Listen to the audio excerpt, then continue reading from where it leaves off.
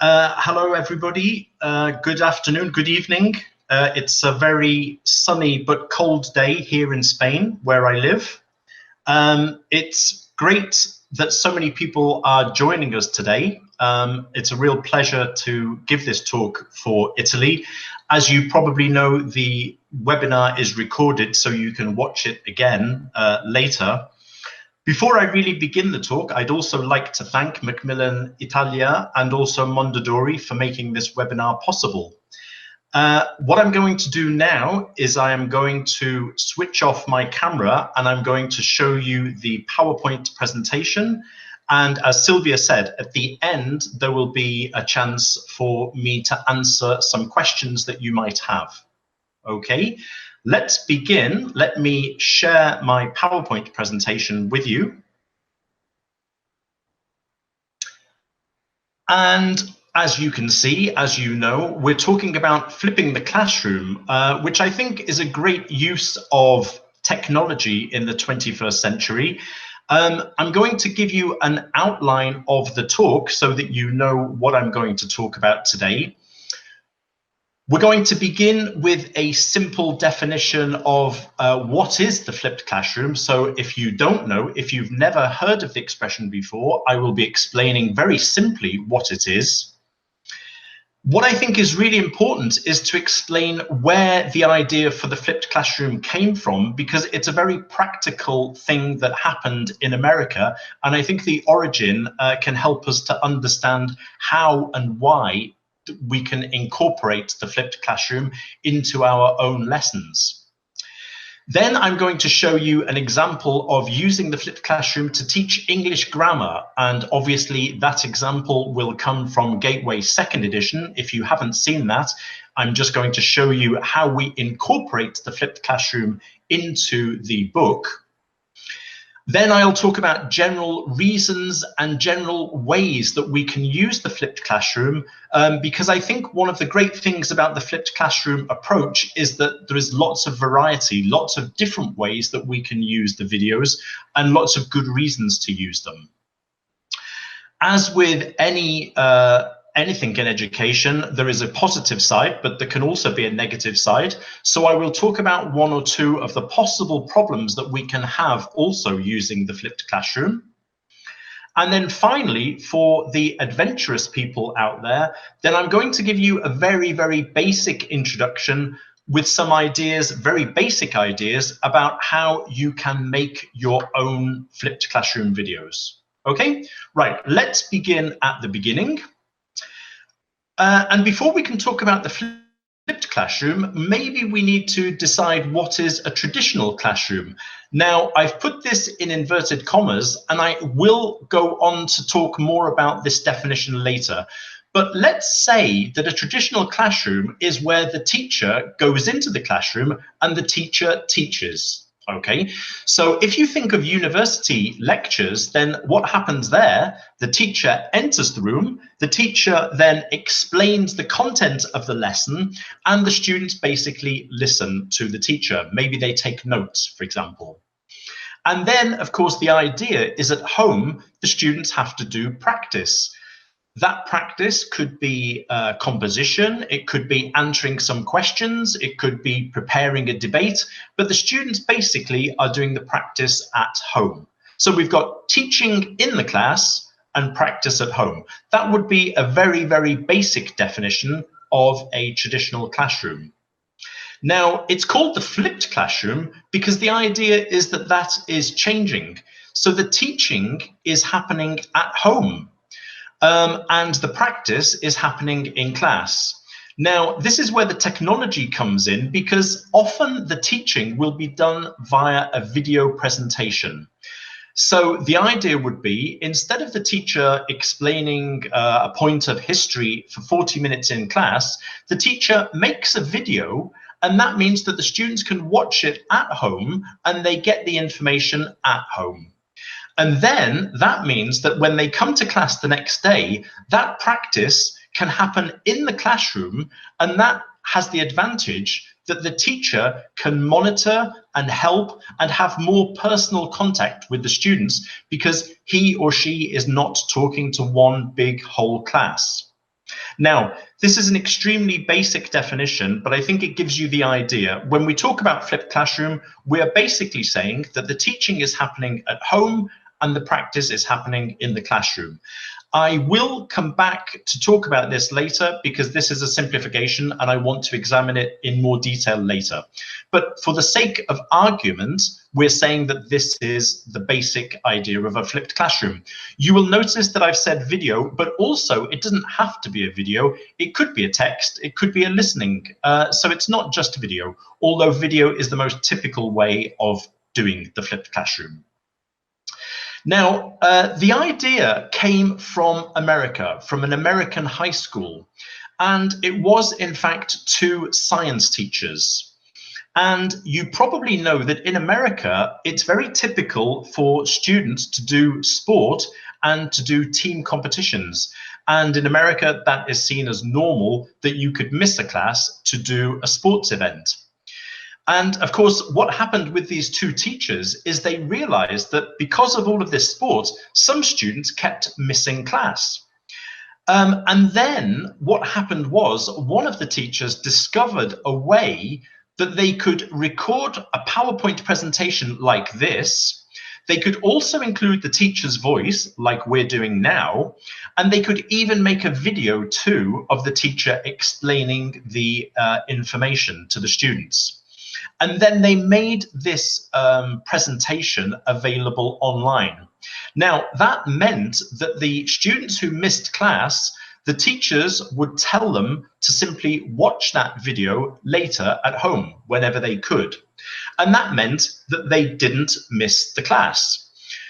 So as it says here, they found that the absent students did in fact enjoy watching these lessons. Now, the interesting thing that happened next is that, in fact, even the students who were in the class, who were actually there listening to the teacher explaining, then they also asked to watch these videos and then they watched them again later at home.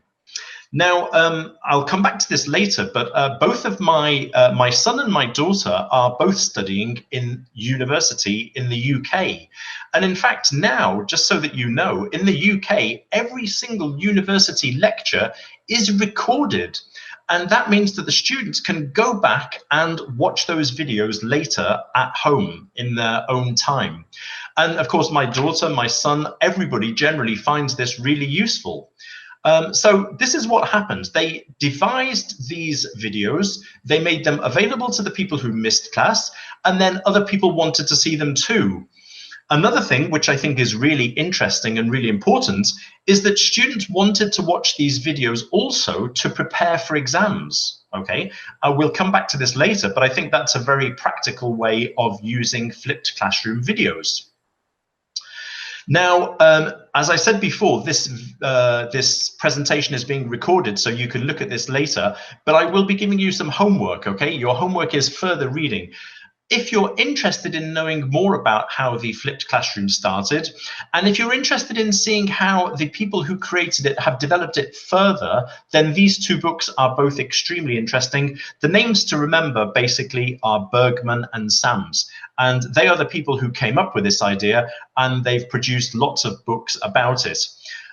They actually have quite an extreme view of using the flipped classroom, which I maybe don't particularly agree with, but the basic idea is there in those two books. Particularly the first book is useful to know how they went about creating their first videos. Now, we heard about this idea when at exactly the same time that I was writing Gateway Second Edition. And we thought that it was a great idea, and we thought it was a great idea so that we could include them in the book. And what we have in Gateway Second Edition, if you don't use Gateway, just to explain, we have short presentations, okay, by me. They are usually 3 to 6 minutes. That is deliberate because often a student's attention, traditionally on YouTube, after 6 minutes, people lose interest. So they are short grammar presentations. They are completely integrated into the book so that they connect with the reading text or possibly the listening text in the unit. and they are totally integrated. And the students can find these and use them at home by looking at the resource center or the digital students book. Now, I'm going to show you an example of how we included the flipped classroom. And this example is from a very low level, okay? This is Gateway 2nd edition A1+, okay? So we're at a simple elementary level. We have a reading text about school holidays. And I think you will agree that for us teachers, the question that is the title of that text is pretty stupid. Are long school holidays bad for you? I think that most teachers would agree that long school holidays are never bad for you. Exactly the opposite. But that's the question. Are school holidays bad for you? And we have different short texts from a blog. In those texts, we have lots of examples of prepositions of time. Okay, and so the students read the grammar in context, they turn over the page, and they have a page of grammar and its prepositions of time. They immediately see this yellow section, which tells them that there is a flipped classroom video that they can watch for this grammar point.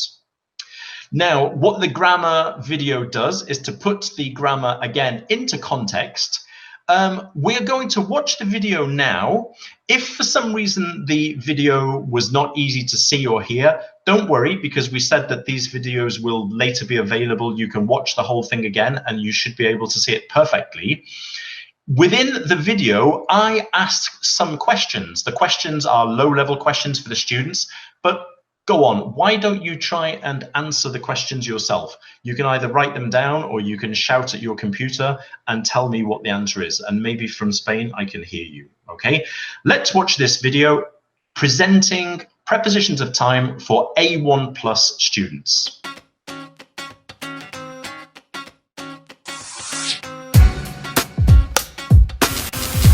Hi, welcome to the last Gateway A1+ Flipped Classroom video.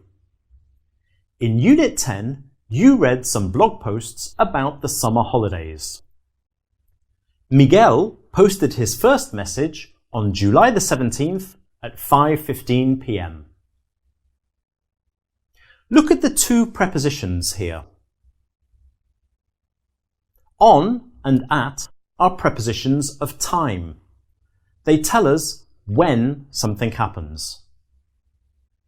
Let's look at different prepositions of time and rules about when to use them.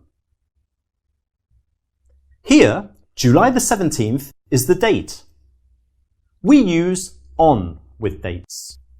So we say, posted on July the 17th.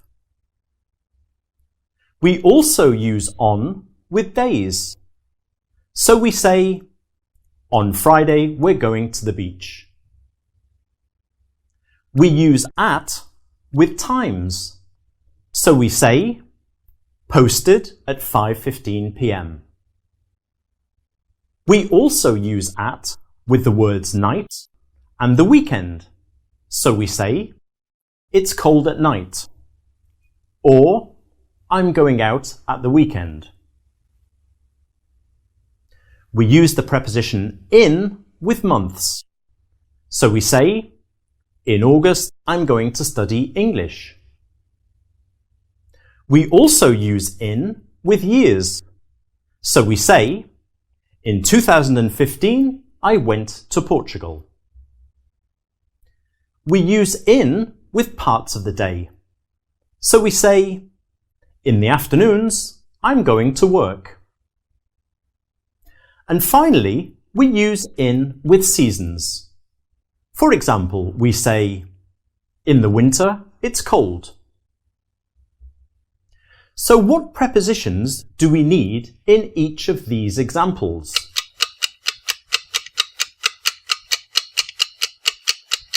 We need on because we use on with days. Which preposition do we need here?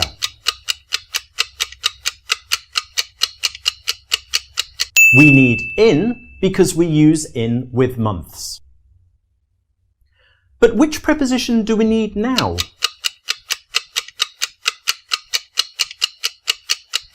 We need on because we use on with dates. Do you remember? What do we need with the morning?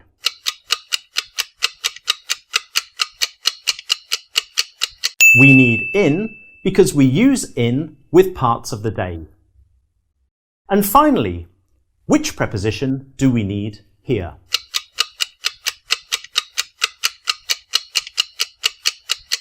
We need at because we use at with times. In fact, something very, very important is going to happen at 10 o'clock on Saturday, the 1st of July. Do you know what it is? I'm going to go to the beach to start my holidays. Yippee! Thanks for watching the A1 Plus Flipped Classroom videos. Have a great holiday and see you again soon.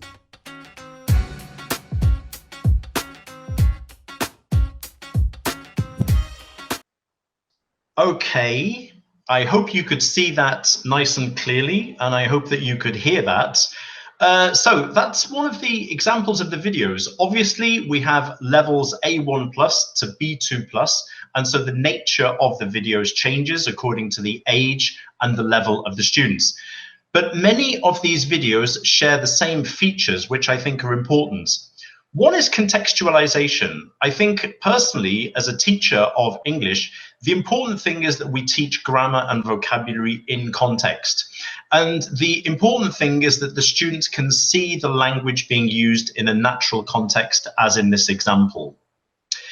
The other thing, and I think this is a great benefit of a video instead of using a blackboard or even a whiteboard, is that it's very easy to highlight the form and the structure of the grammar using these videos, because we can make things suddenly appear, pop out, we can underline them, and we can also use color coding. So we can use the same color to highlight, for example, the present participle, the verb to be, and it means that the structure is very, very clear. Now, we can do things like underlining on the blackboard or on the whiteboard, and we can use a couple of different colors, but really the videos make this much easier.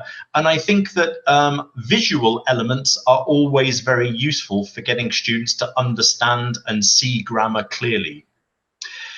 Also, as in this video, we've got interactive questions for the students so that they don't fall asleep, so that they realize that they are going to be asked questions, and so they are involved in the videos.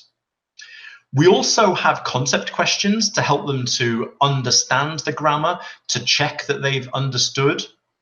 And we can also have timelines. So I think many of you know how to use timelines to show the difference between, for example, the past simple and the past continuous. We can do a single line, or we can do a wavy line. And this is, again, just a simple thing that we can include in these videos. So all of those features can help the students to understand the grammar better, and it makes it very, very clear to them. Also, one thing that's very, very important is that each video has a task sheet like this sheet. Now, the task sheet has two main objectives. One is to help the students to understand more, but a very important objective is also to check that the students have watched the videos. One thing that always worries teachers about the flipped classroom is that if the students do them at homework, how do we know that they actually watched the video? The idea of the task sheet is to check whether they watched the video or not, because there are some questions that they can only answer if they've watched the video until the end. Now, we will talk about this again at the end, because it is a worry that many teachers have about the flipped classroom. But basically, this task sheet is trying to help to solve that problem. Now, I personally like the idea of the flipped classroom because there are lots of different ways to use them, not just one way. So the first thing that we can do is to use them as Bergman and Sam's, their original idea of the flipped classroom. So the students watch them at home, they do this as part of their homework. That means that the next class, the teacher can save time because we can immediately start to do practice. So we save a little bit of time in our next lesson. Secondly, we can do, again, as we saw with Bergman and Sams, we can also make sure that the students who miss class watch the video at home. Now, I teach here in Madrid, in Spain. I have classes usually of 18 students, so it's not too many. But of my 18 students, most days, 1 or 2 students could be missing because they're ill, they've gone to the dentist, or something has happened to them.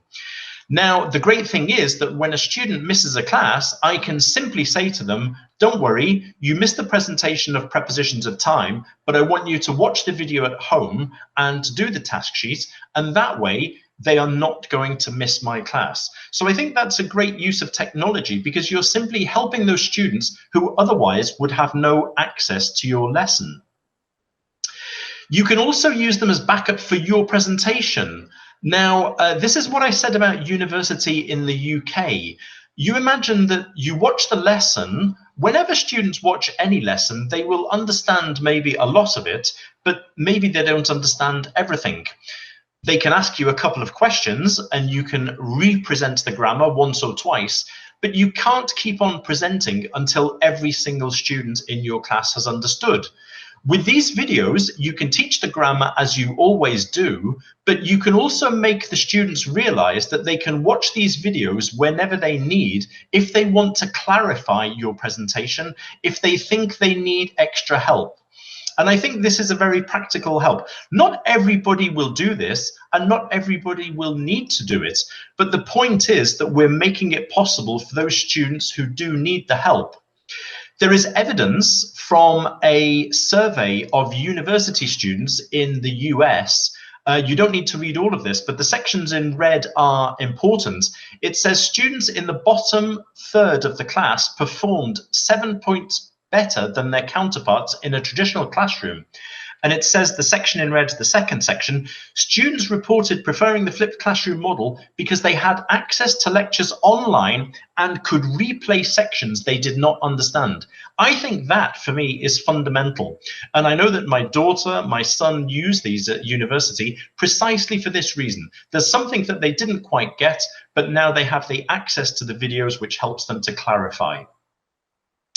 I wanted to make one point here as well. This is slightly off the subject of the flipped classroom, but I think mixed ability is one of the biggest problems that secondary school teachers have. I don't know if you would agree with me, but there are always students who are better or weaker than other students in the class.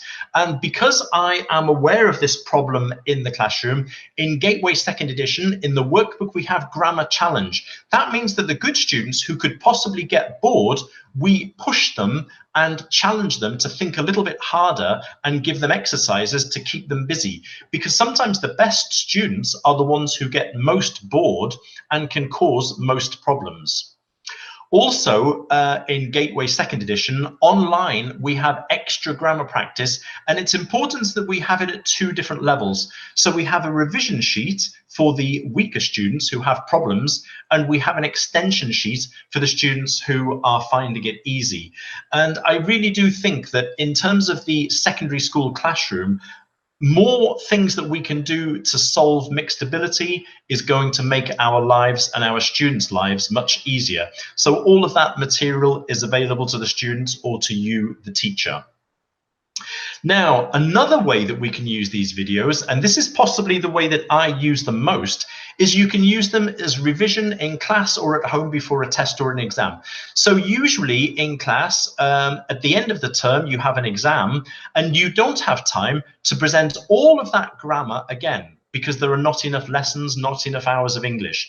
Now, with these videos, you have the possibility of telling your students, okay, you've got a test next week. I want you to watch the videos again to help you to remember the grammar. So I think this is really helpful as well. You can also show them in class. And I know that the feedback that we've had for Gateway is that, in fact, a lot of teachers prefer to use these videos in class. That means that instead of presenting the grammar yourself every lesson, you can decide that, okay, for this unit, I'm not going to present the grammar, I'm going to use the video to present the grammar.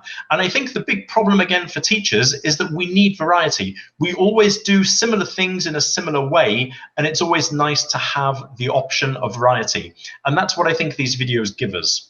They also give your students listening practice because they can listen to a different accent. They can listen to me and my beautiful Liverpool accent, or you could use them as part of a test, teach, test approach. That means the way that we're teaching grammar in Gateway is we give them some sentences from the context, and we get the students to work out the rules themselves. So they have to think to be able to answer these rules for the present perfect, for example. So what we can do is we can get the students to try to work out the rules. That's the testing part. Then we say, watch the video. And that is the teaching part. And they can check their answers. If they're right, great. If they're wrong, then they have the chance to realize with my explanation how they need to answer these questions. And then the next testing part is the grammar practice activities that come next. So again, this is giving us a different way of presenting grammar in the classroom. Now, if you are a new teacher, if you've just started teaching English, there might be some grammar points that you don't feel very confident about teaching yet. What you can do is you could simply watch a video like this, and you can see if it gives you ideas about how to present, for example, the difference between so and such. Particularly at higher levels like B2, B2+, there might be things that you don't enjoy teaching, and that you might find that by watching the video, it inspires you to teach it in a different way. And finally, and I think this is particularly useful for lower levels, is that sometimes we teach grammar in the student's own language. So in your case, you might teach grammar in Italian. I might teach grammar at a low level in Spanish. And I think that's fine. It can help to clarify things. But what you might want to do is to use these videos as a gentle introduction to grammar presentations in English, so that even some of the language that we typically use to talk about grammar, like the present participle, the past participle, the gerund, all of those things, we can start teaching them in a non-threatening way by using the videos. So lots of different ways of using the videos, and that's why I like them, because there is flexibility with these videos. The one thing that I would say, my piece of advice, is that even if you want to do them in the way of the flipped classroom, with the students doing them for homework, I would always at the beginning of the year do the very first video together with the whole class using the task sheet, and that way the students know what the videos are like, how they are prepared, and how they are meant to use them. So that would be my piece of advice, is the first one, do it in class together, and that way the students will be able to see how we should use them. There are different reasons for using them. I'm sure you can think of lots of other reasons. The first idea is that it gives students time to practice and communicate in class. So because there's less teaching in class, there is more time for practice. That means also that there is whole class time. The teacher has more time to give personalized attention to the students. It allows the students to learn at their own speed. We talked about mixed ability. The great thing here is that the students who are maybe a bit slower can watch these as many times as they like, and that gives them the chance of learning at their own speed.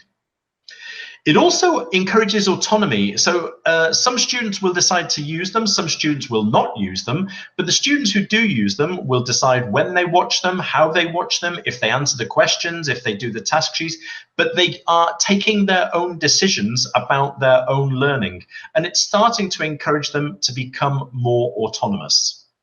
And finally, I think it does offer students another presentation style and another voice. It's like having two teachers instead of one.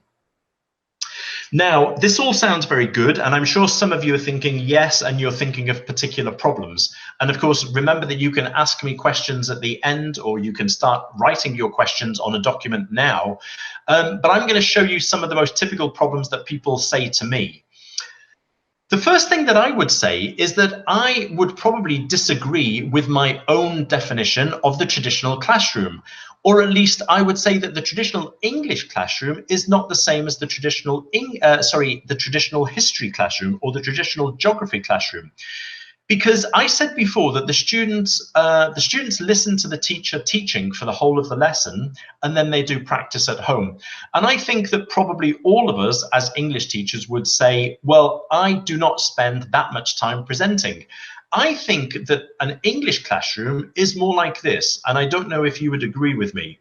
What happens, I think, in my classes is that I instruct, I teach, I present, for example, some grammar, but I do it, for example, for 5 or 10 minutes.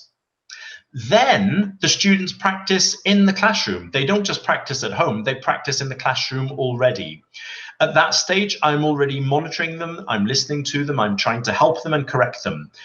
When we've done some practice, maybe I will present something new. Maybe it will be some vocabulary. Maybe it will be, I will present how to write an informal email. And then again, once I finish that presentation, the students will do some practice again. So I think that means that I don't think we can save as much time as if I was teaching history or science, because I think English classes are already very concentrated on student practice. I think if they aren't, they should be. Okay, so I would say that although we can save time with the flipped classroom, I would agree that we don't save that much time, because as we've seen, the presentation will only last 5 minutes, 6 minutes, not much more. Another thing, what if students don't watch the video for homework? Well, I said before that we have a task sheet and that can help. But I suppose the question would be for you, what do you do if your students don't do any homework? If your students never do homework, of course, it's quite possible that they will not watch the videos for homework. There is an argument that will say that they will watch the videos because hopefully they will find them very useful. They will realize that it makes learning easier, and so they will want to watch them. The other thing you have probably seen at the end of my video, I always do something a little bit strange, a little bit funny, and the idea is that the videos should be a little bit entertaining. So I would hope that a lot of my students will want to watch the videos because they enjoy watching them. But basically, there's no easy solution for students, for teenage students not doing homework. If your students never do homework now, then they probably won't watch the videos. I am not going to lie. I think that that is the case. Hopefully they will want to watch them, and hopefully you can persuade them and make them see that they're actually very useful and enjoyable. What if your grammar explanation is different from mine? Well, I think that that's not really a problem. The way that you explain grammar is maybe not exactly the same as in the book anyway, but I think that the more different types of explanation we give our students, that's better, because maybe they understand one explanation and not the other. One thing to remember with the Gateway videos is that the grammar explanation is exactly the same as the grammar explanation in the book. Now, you could find a grammar video on YouTube. The problem there might be that the explanation is very different from the explanation in your textbook. But generally, I don't think that this is a problem. I think it just means that the students are getting two for the price of one. They're getting two different types of explanation. And you might be thinking, yes, well, I like your video, but I want to make my own videos so that I can make them 100% relevant to the individuals in my class. And that's what we're going to look at now in the last 10 minutes of this video. One thing I will say is this is a brief introduction. At the end, again, I will give you a reference to a very useful article, which is online for people who want to investigate more.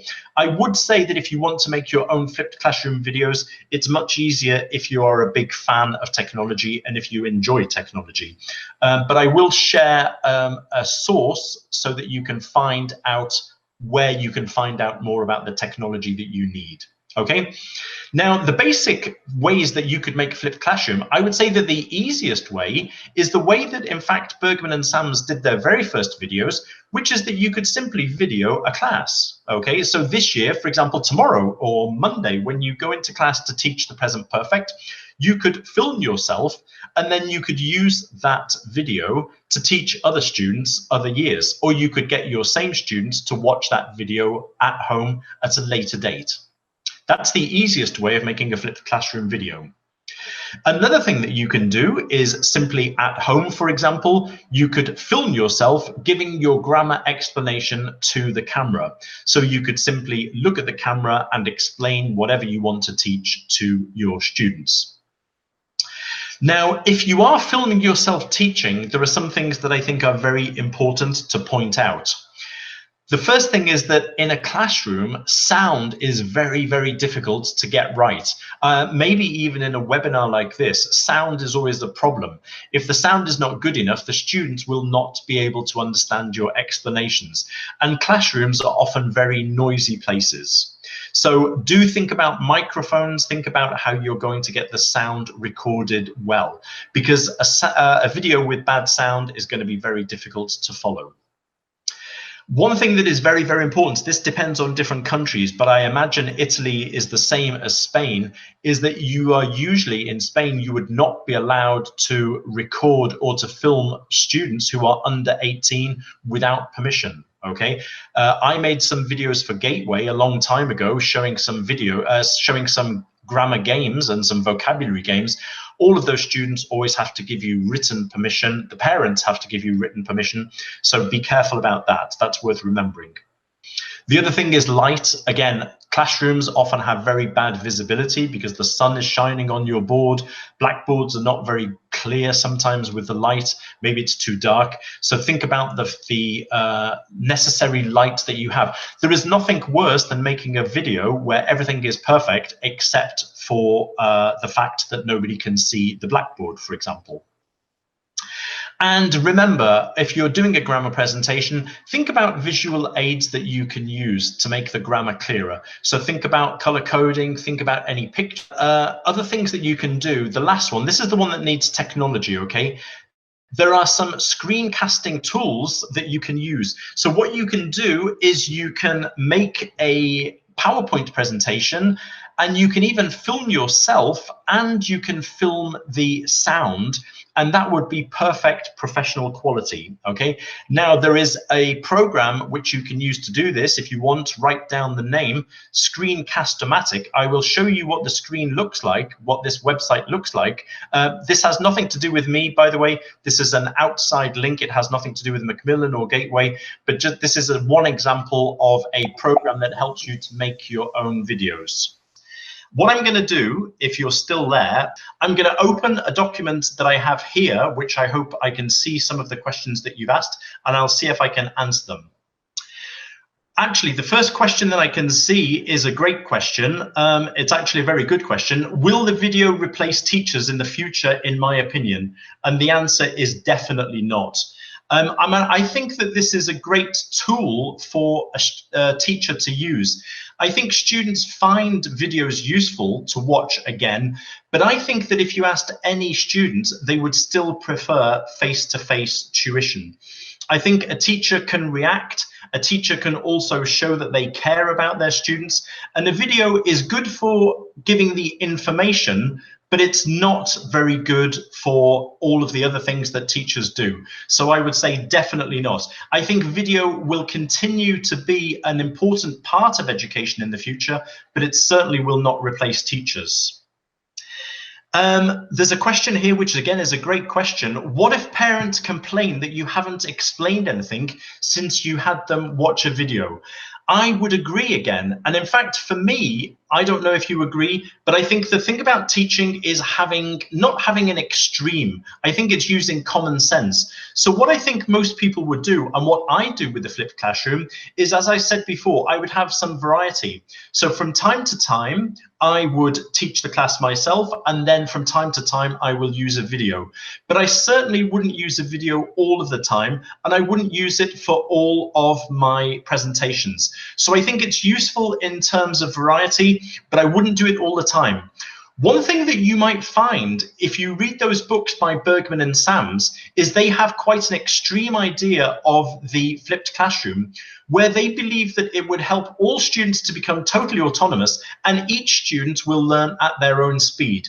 Personally, I think that in my situation here, that would not work. I think students and parents expect a teacher to teach. And I think, as I said before, the videos are an extra to your lessons, but they do not replace you as the teacher.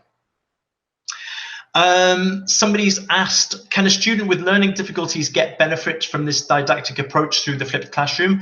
Yes, I think in the same way that it's helping with mixed ability, I think that having something recorded takes away some of the stress that students might feel, because the students don't depend on one single presentation. They don't panic because they know that they can watch these videos again. So I think in that sense, the students should be able to have extra help, and I think it could. If you were teaching, for example, dyslexic students, maybe you would need to prepare your videos in a particular way that helped those students. And this is where the important thing would be that if you had a particular student with a particular problem, you might need to invent a particular type of video. Somebody's asking about ages, and I think this is a very good question. Somebody's asking about middle school, 12 to 14. I think from the age of 12 upwards, these videos are very easy to use. I would say, and somebody I think has asked this question about primary, I think that it's difficult to I'm not an expert in primary. I think that maybe the dynamic is slightly different in primary because obviously the presentation mode will have to be different. If we're teaching grammar, the way that we present grammar is not the same for primary students. Yes, that's right. Somebody has asked about 6 to 10 years old. I would say that those are different type of presentation, and maybe again the independence of students. Students are not so independent. Maybe they wouldn't watch them. It is true that there are different types of flipped classroom videos too, so it's not always just grammar, and a flipped classroom could include even asking the students to listen to a song and to watch a video with, for example, a little story, and that could also be used as preparation for your class the next day. So I think that we've got different ways of using them, and it will certainly change according to the age of the students that we have. Somebody's asking, why is the use of flipped classroom better than the classic one? I hope I've explained already that I personally don't think it is. And I don't think even for me that the flipped classroom is necessarily a method. A method sounds like it's the way that you're teaching all of your lessons. And as I said before, I see these videos as being useful more as a complementary element of your lessons. And I would say one thing, the way that I see these videos is that I have been writing books now for Macmillan for 30 years. If somebody told me 30 years ago that a textbook would include videos where the teacher, the author of the book, actually explains the grammar, I would have thought that that was almost like science fiction. And that's really what we've done. But it doesn't really mean that the whole way of our teaching, for me, in my opinion, it doesn't mean that the way that we teach is going to change. It's simply adding on a new element that we didn't have before. When teachers used videos before, they tended to be videos of stories, videos, for example, from the BBC, but they weren't instructional videos. And I think that this is an interesting additional element to our lessons. So I would definitely, personally, I would not say that we're going to change radically the way that we teach. Okay, I think I've answered most of the questions. Somebody's asking if their students will be shocked by doing a flipped classroom lesson at the end of the year. No, I think it's a great time. Try it out. As I said, I would use the video in class first. In fact, if you go to the Macmillan website, you might be able to have access to one of these videos, and you could try out one of these gateway videos with your students. And I think that would be a great idea, because if you present this idea at the end of the year, you can see if you like it to do it next year. Certainly the idea of shocking your students, I think we need to introduce these things carefully, slowly, and again, not necessarily give the idea that this is going to be the only way that we're going to teach from now on. So I hope I've explained. My idea there is not that they would be doing a radical different way of teaching, okay? We're simply adding on a new element that didn't really exist before. I think I have finished. I really apologize. It's such a shame that we were going so well. This is what happens with technology. This is why technology will not replace teachers or the blackboard or the course book, because the course book, the blackboard, and the teacher are the most essential things that never stop working. Thank you very, very much for coming and attending this talk. I apologize again for any problems with the technical side. I know that there have been a lot of people following today. I'm really, really pleased that you managed to find the time, and I hope you found some of this useful. Okay, I'm going to switch off my camera and my microphone, and I'll be handing over to the kind people over there in Milan at Mondadori Macmillan. Okay, thank you very much for your time and your attention. And I hope you stay in touch via the Facebook page for Gateway. Okay, if you're on Facebook, please have a look at that page, Macmillan Gateway. And if you have any more questions, you can ask me about those via the Facebook page. And it would be a pleasure to keep in touch. Thank you very much. Ciao.